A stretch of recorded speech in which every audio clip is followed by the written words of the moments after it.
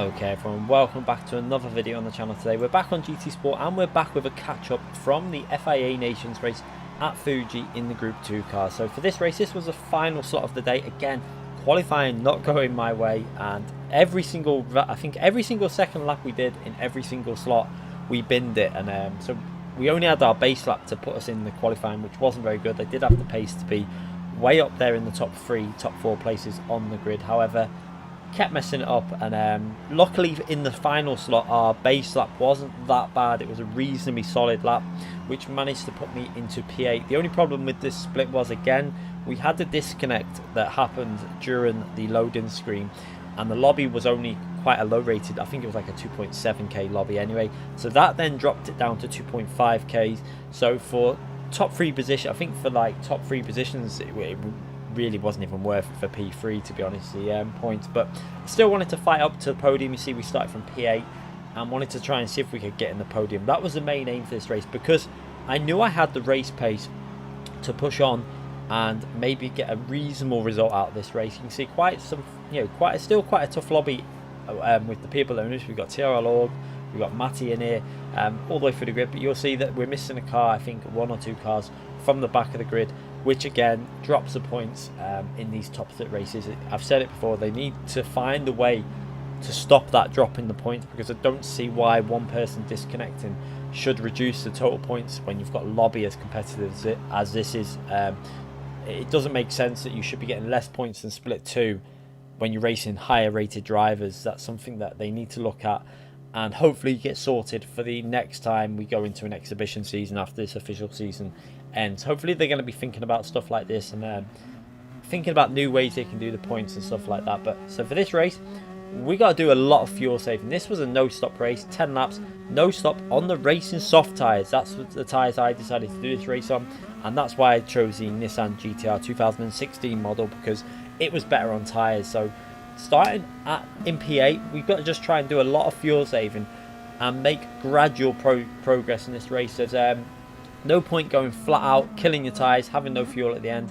We've got to do this quite tactically, and that's the only issue starting from the back. The win was pretty much out of the question, because you'll see I think it was by lap 2 or 3, we were already like 6 or 7 seconds behind after the first 2 laps, I think it was. So we're going to follow Devil here and see if we can find an opportunity. He seemed very unstable through there. I think he may have got onto the curb a little bit and nearly lost control of his car, but we're just going to take it easy into fuel mixture. Obviously for this race I forgot to change to click the record button when we were streaming, so if you do want to check out the race, I think it is on the channel there as a stream.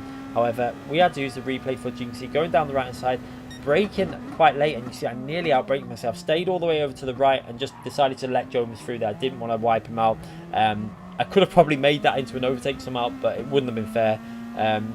I braked too late, nearly hit Jonas, so decided to back out and let him take that position. So a big sorry to Jonas there. I think during the live stream I actually apologised as that happened, because I knew once I saw how much I rapidly gained into the corner that I had to stay over to the right to avoid hitting Jonas. But we're into P7, and Devil seemed to be struggling in this race. He just seemed to be really struggling with that car with tyre wear. I don't know what it was, but he's dropped back further, and now we're on the slipstream of Jonas. And again, we're going to be using a lot of fuel mixture. You can't see it on this screen, but if you go on the live stream you'll see it.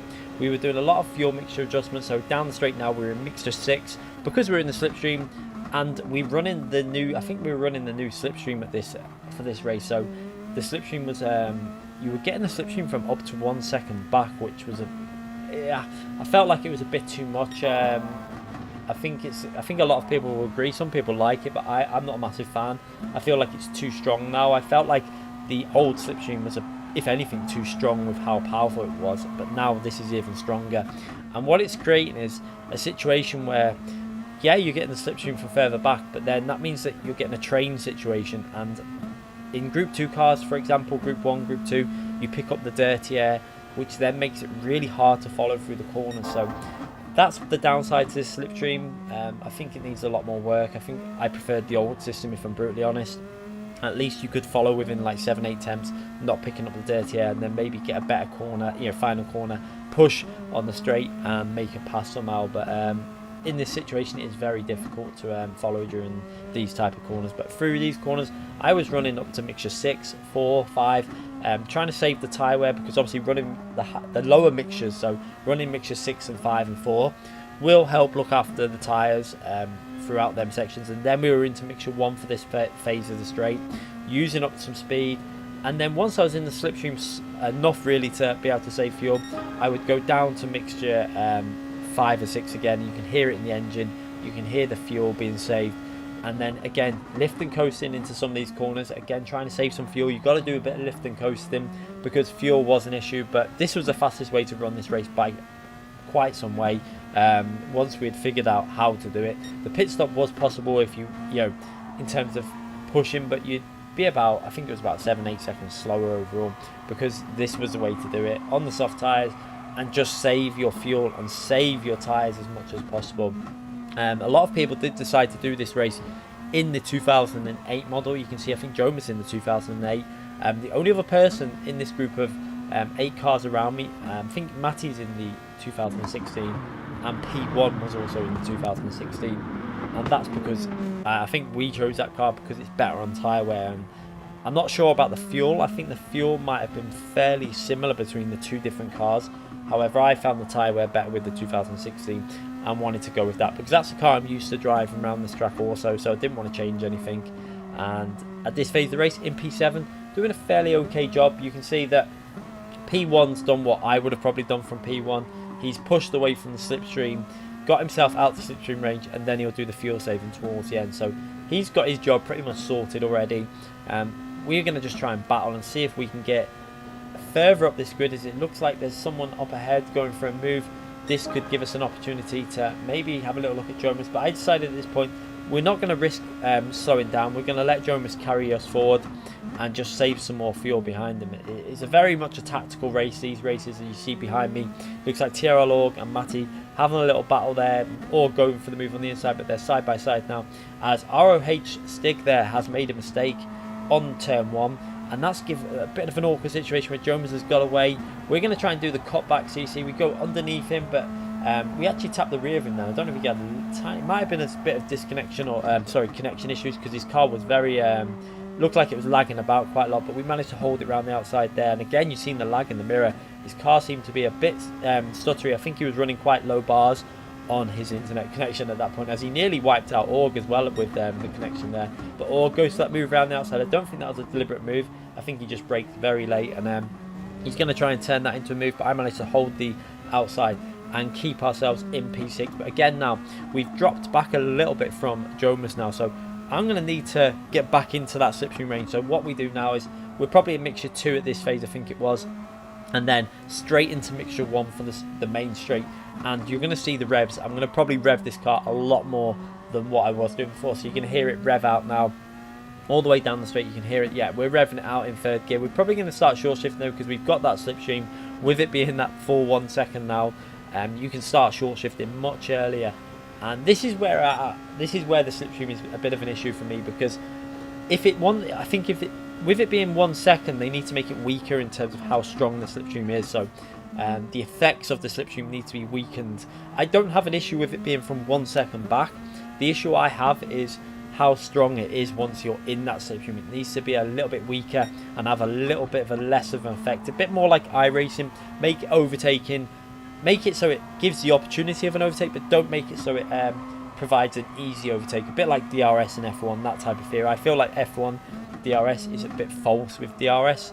It doesn't really do what it was designed to do. It was designed to give up opportunities for overtake, but a lot of the time it's too strong and it just makes overtaking too easy. And that's very similar on Gran Turismo, especially when you've got a straight at Fuji that has the distance that is on in Group 2 that this is, especially when people are fuel saving as well, because if you're behind another car fuel saving, you're then given the opportunity to just go whack the fuel mixture up to 1, and you get a fairly easy pass when you want to do it. But at this point, I did not want to make the overtake. I wanted to stay behind Jomas. I can see TRL Adam in P3, so there is an opportunity to get ourselves up into a podium position in this race. And also, you don't know if any other drivers are going to have any issues in the race as we now push on and see if we can get back into that slipstream again. You see we're in it fully there.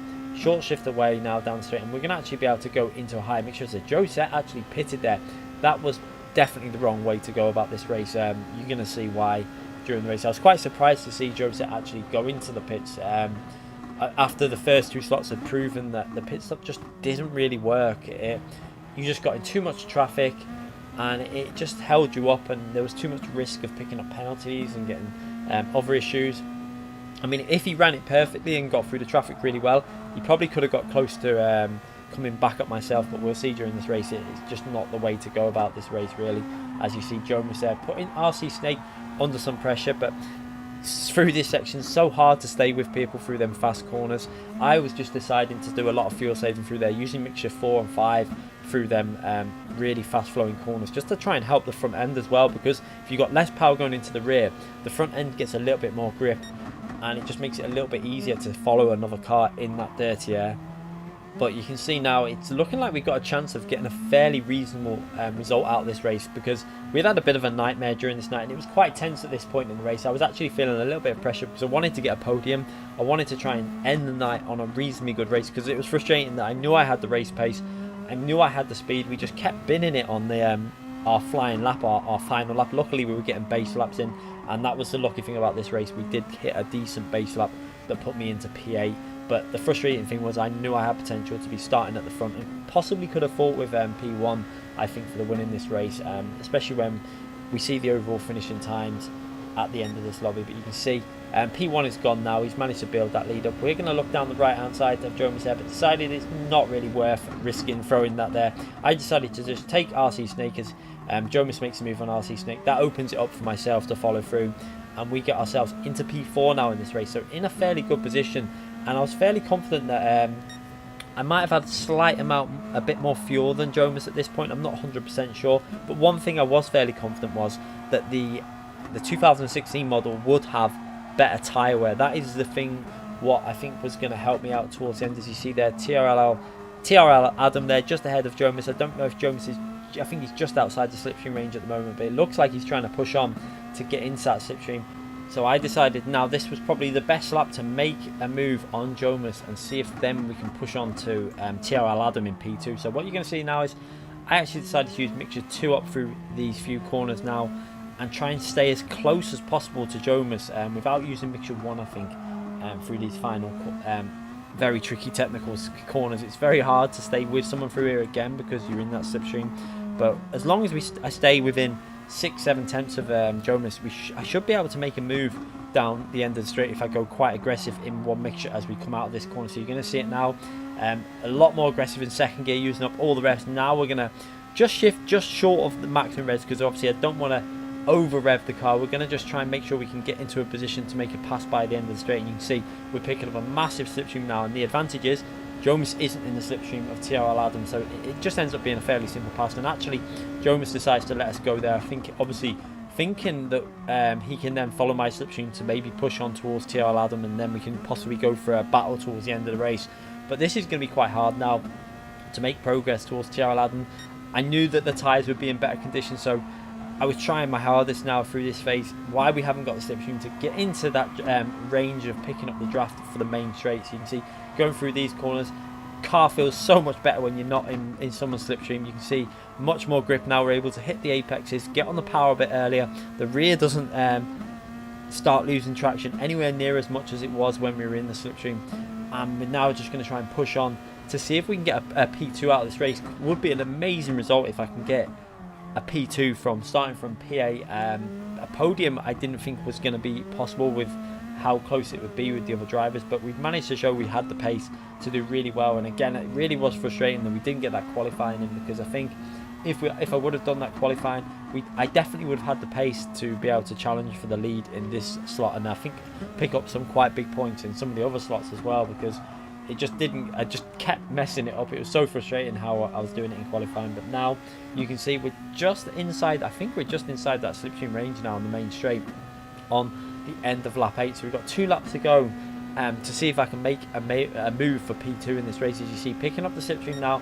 I decided to do some fuel saving because obviously I used a bit of fuel up to pass Jonas on that straight. So now I've got to do a bit of fuel saving and try and maybe go for the move on the final lap. That's when I felt like it would be the best opportunity. You can see in the slipstream now to TRL Adam. I don't know what tyres TRL Adam was on. I think there was a different variety of what people were deciding to race this race on. Some people were doing soft tyres and then obviously doing a lot of tyre saving. Other people were using medium tyres and being a bit more aggressive through the corners and having better tyres towards the end. But it was like there was pros and cons to each one. I preferred the softs. I think the overall best way in terms of race pace was to use a softer tyre. I think the mediums were decent because it's a fuel saving race, so you tend to not be going through the corners as fast, so you are able to stay with people a little bit easier. But I felt like the softs were just that little bit better in terms of the first 6 or 7 laps. But yeah, the mediums possibly better towards the end. But I don't know what TRL Adam was on. He's probably on the softs the same as me. Most people, the majority of people, would have gone on the soft tyres. As we now work our way through this final section, again, it shows you how hard it is to follow someone through here. You can see that TRL Adam really pushing through there. I think he wants to make sure that he's away from the slipstream going onto the main straight. As you see, he's taking that very wide line to give himself a really strong exit from that final corner, which is going to help his speed all the way down the straight. But you can see now I'm going to use up some revs again to try and work up as close as we can get to him and get in that slipstream. But you can see we're just a little bit too far back right now, so it just really wasn't on the move for the overtake. So I decided to go back into fuel saving while I'm in the slipstream and maybe see if we can, he might make a mistake at the end of the race, or see if we can put him under some pressure towards the end as he goes in a little bit too deep there. And that's quite costly for TRL Adam. And we're going to get very, very close as we go down into turn 2. But again, we're going to go into that real fast section, which is all about, having no slipstream. If you've got the slipstream, it's so difficult. You can see I'm in the range of like very close to him, but this is now where the car becomes so understeering. It just wants to carry on in a straight line. It doesn't want to turn into the corners.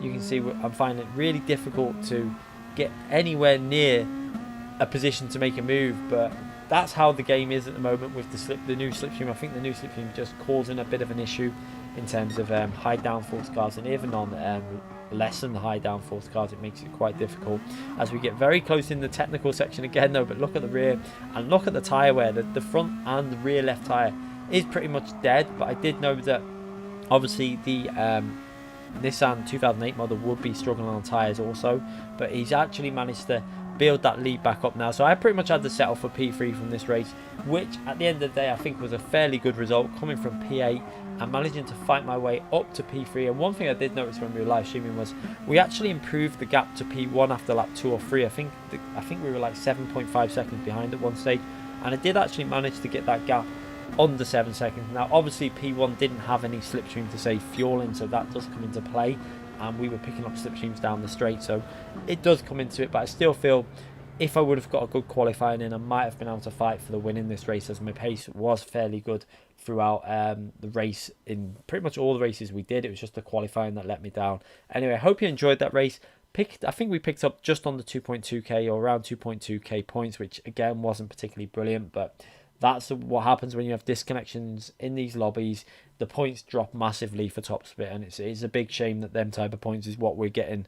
Hopefully they do fix this in the future. I'm sure they will be looking at it, and hopefully we can start getting some proper points for getting onto the podium in the top split. Anyway, we'll be back with more videos very soon, and more streams and more FIA racing, and catching up with more of the FIA races that I need to catch up on over the next few weeks. So make sure you subscribe to the channel if you haven't already subscribed, and click that notification button so you don't miss any future videos. Thanks again for watching, everyone.